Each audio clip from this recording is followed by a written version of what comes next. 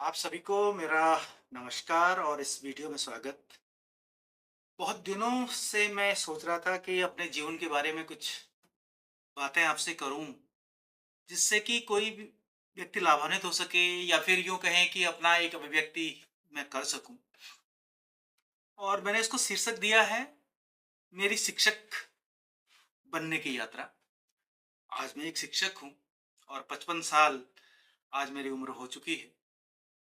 लेकिन जो उतार चढ़ाव और जो कष्ट कह सकते हैं या जीवन की जो यात्रा है, पढ़ाई की विशेषकर जो यात्रा है, उसको मैं आपके बीच में रखने का प्रयास कर रहा हूँ।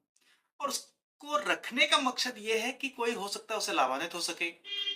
हो सकता है कोई उन्हीं दौर से गुजर रहा हो, तो जहाँ वो निराशा में है तो उस निराशा से वो ऊपर उठ सके, या उसके अलावा किसी के लिए वो एक प्रेरणा बन सके, एक उदाहरण के रूप में वो प्रस्तुत कर सके। ये मेरा एक उद्देश्य है। हमेशा मेरे इस चैनल का जो उद्देश्य ही है वो है कि जो बच्चे, युवा वर्ग एक चौराहे पर खड़े रहते हैं, या यूं कहें कि एक दिशाहीन स्थिति में पहुंच जाते हैं, तो उनको एक दिशा मिल सके। तो इसी को ध्यान में रखते हुए मैंने ये कुछ पार्ट्स अपने जीवन के यात्रा के बना रखे हैं। और इसमें मैं कुछ अपने बारे में कहूँगा, कुछ स्कूल के गतिविधियां जो हो रही आज तक की, उनके बारे में आपके बीच में रखूंगा। और जिससे मैंने कहा कि मैंने जो नाम रखा है वो है मेरे शिक्षक बनने की यात्रा। और जो मेरी शिक्षा की जो यात्रा होती है वो शुरुआत होती है कक्षा 1 से लेकर के 5 तक। और जो मेरा गांव है वो एक सुदूरवर्ती गांव है, घेस के नाम से जिसको जाना जाता है, जो उत्तराखंड के जनपद चमोली में विकासखंड देवाल के अंतर्गत आने वाला एक गांव है। देवाल से जिसकी दूरी लगभग 25-26 किलोमीटर है। और जब मैं पढ़ा करता था तो उस समय पर पूरी तरह से देवाल से ये पैदल मार्ग था। आज भले वहाँ पर मोटर मार्ग जा चुका है और काफ़ी सुविधाएं भी स्थापित हो चुकी हैं, और जो विद्यालय है वो आज एक 12 तक का विद्यालय बन चुका है। लेकिन उस समय पर कक्षा 8 तक की शिक्षा वहाँ पर उपलब्ध थी। तो जो मेरा जो पहला प्रवेश होता है विद्यालय में, तो वो विद्यालय का नाम था राजकीय प्राथमिक विद्यालय घेस, जो आज भी है। और अनेकों अनेक लोगों को शिक्षा प्रदान कर चुका है और काफ़ी लोग उससे लाभान्वित हुए हैं, शिक्षित हुए हैं और अपने जीवन से परिचित हुए हैं। तो उन्हीं में से मैं भी एक हूँ। और कक्षा 1 में जब हम लोग एडमिशन लेते थे तो काफ़ी दूर से हम लोग जाते थे। मैं कभी किखोला, मेरा जो मौलिक घर है वो किखोला हुआ करता था। जो किखोला है, जहाँ पर हमारा मौलिक घर है, वहाँ से जो मेरा विद्यालय था जिसको चौराधार कहा जाता है, वहाँ की दूरी लगभग 2 किलोमीटर के आसपास थी। तो हम लोग जाया करते थे। एक विडंबना और ये हुआ करती थी कि जब सर्दियों का मौसम हुआ करता था, तो हमारे जो गाय हैं या हमारे जो बसेरा है वो कोलंगरी आ जाता था। और ये विद्यालय की दूरी लगभग 5-6 किलोमीटर विद्यालय की दूरी हो जाती थी। ये मेरे लिए बहुत कष्टकारी हुआ करता। लेकिन मन में एक जिज्ञासा थी, मन में कुछ सपने थे, एक पढ़ाई के प्रति अपने आप में एक लगन मेरे अंदर हुआ करती थी। और बस वही लगन मुझे उस 5 किलोमीटर की दूरी को तय करने में आसान बनाती थी। तो मैं स्वाभाविक सी बात है, मैं पढ़ने में ठीक ही था, बहुत अच्छा भी नहीं, लेकिन जो काम दिया जाता था, जो गृह कार्य दिया जाता था, उसको मैं बहुत भली-भाँति करता था। और विडंबना ये थी कि मेरे पिताजी फौज में थे, तो वो मुझे समय नहीं दे पाते थे। माताजी अनपढ़ थी। और जो मेरे भाई-बहन हैं वो, मैं अकेला भाई और बहनें 2 बहनें, एक मुझसे बड़ी, एक मुझसे छोटी। बड़ी बहन ने पढ़ाई नहीं करी, छोटी बहन भी हम लोग छोटी बहन भी मेरे साथ पढ़ा करती थी। भले उसने बाद में 5 पास करके छोड़ दिया था। लेकिन जो बड़ी बहन थी उसकी नकारात्मक भूमिका मेरे जीवन में रही, क्योंकि उसका ये था कि वो काम करे, क्योंकि उसको पढ़ाई से मतलब तो था नहीं। उसका मतलब था कि काम करे और घर का काम करे, या लकड़ी लाए या पानी लाए। तो उसके लिए वो मुझे बड़ा डाँटती थी या यूँ कहें कि डपटती थी, और मुझे करना पड़ता था। माताजी की भी भूमिका बहुत ज़्यादा नहीं बन पाती थी, क्योंकि उसको भी पढ़ाई का महत्व नहीं था। लेकिन पता नहीं प्रभु की क्या इच्छा थी कि मैं पढ़ाई के प्रति हमेशा समर्पित रहा। और एक अलग से एक आस अपने दिलो-दिमाग में आया करती थी कि जो करना है, अच्छा करना है, पढ़ाई करनी है। तो ऐसे ही कक्षा 5 तक की पढ़ाई हुई, उसमें कुछ गुरुजी मुझे याद हैं। एक हमारे गुरुजी थे जो मुझे काफ़ी प्रेरित करते थे और उनका नाम कुनियाल गुरुजी वो हुआ करते थे। पूरा नाम तो मुझे याद नहीं है, लक्ष्मी दत्त कुनियाल, हाँ, लक्ष्मी दत्त कुनियाल नाम के वो गुरुजी थे, जो एक अपने चरित्र के साथ और अपने एक एक व्यक्तित्व के साथ हमें पढ़ाया करते थे। उसके अलावा और भी गुरुजी लोग थे, जो एक फरसवाण जी थे।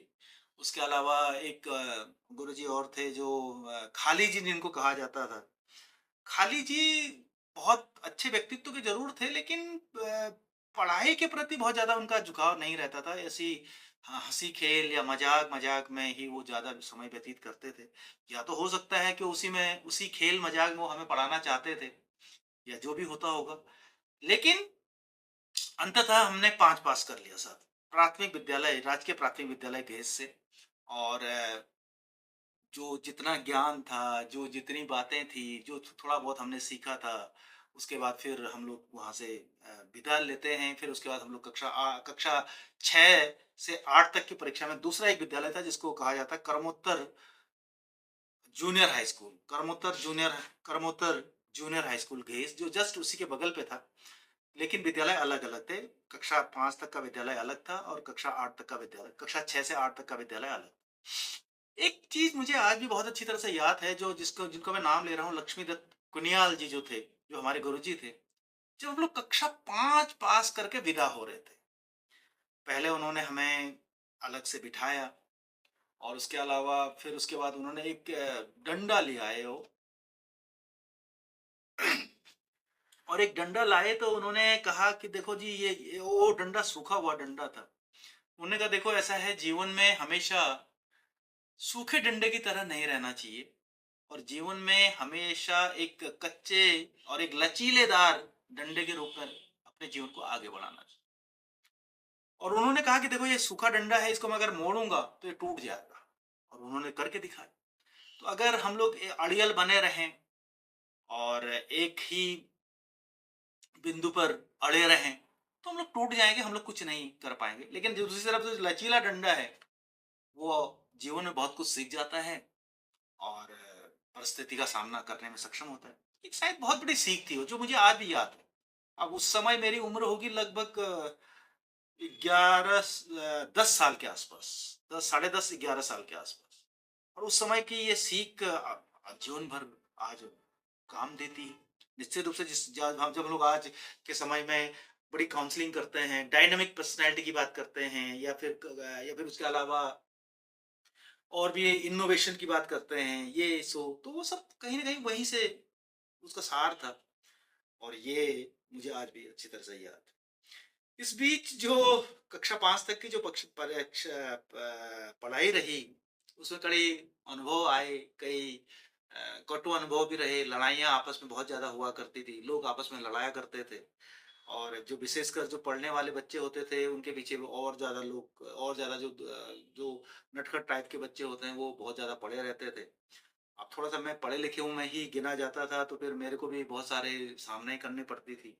और बड़ा जलील किया जाता था बच्चों के द्वारा, जो सहपाठी होते थे, उनके द्वारा बड़ा जलील किया जाता था। उसके पीछे कारण ये था कि अब किसी ने कि कोई जब कक्षा में कुछ पूछा जाता था, तो वो लोग पिटाई खाते थे गुरुजी की। मैं बच जाता था। बहुत कम अवसर आए होंगे जब मैंने कभी पिटाई खाई हो गुरुजी की। अन्यथा मैं हर चीज़ को पढ़ लेता था या काम करके जाता था। तो ये कुछ बातें उस समय की याद आती है। और उस समय कपड़े कुछ नहीं हुआ करते थे, जैसे-तैसे जैसे भी है, कोई ड्रेस नहीं होती थी। और को जैसा घर का पहनावा होता था, उसी में हम लोग विद्यालय जाते थे। कभी हम लोग गुरुजी के साथ भी रहा करते थे। उन्हीं के साथ में रात को भी वहीं पर डेरा डाले रहते थे। फिर वो हमें पढ़ाया करते थे, फिर खाना बनता था साथ में। उसके बाद फिर बहुत सारी दिक्कतें सामने आती थी। विशेषकर जो पैदल वाला रास्ता था, वो मुझे बड़ा हानिकारक होता था। और कभी-कभी जब विद्यालय की छुट्टी होती थी, तो रात हो जाती थी। रात होती थी तो फिर रात को मैं कोलंगरी पहुँचता था, और बड़ा डरावना वो रास्ता हुआ करता था। आज सोच के फिर ये चीज़ें बड़ी अजीब सी लगती हैं कि हमने किन पड़ावों को पार करके ये जीवन जिया है या ये आज यहाँ पहुँचे। तो ये थी साहब मेरी कक्षा 1 से लेकर के कक्षा 5 तक की पढ़ाई, जहाँ पर मैंने अपनी बुनियाद डाली और जो मेरा विद्यालय था वो था राजकीय प्राथमिक विद्यालय घेश, और जहाँ से मैं आगे अपनी यात्रा की ओर बढ़ा।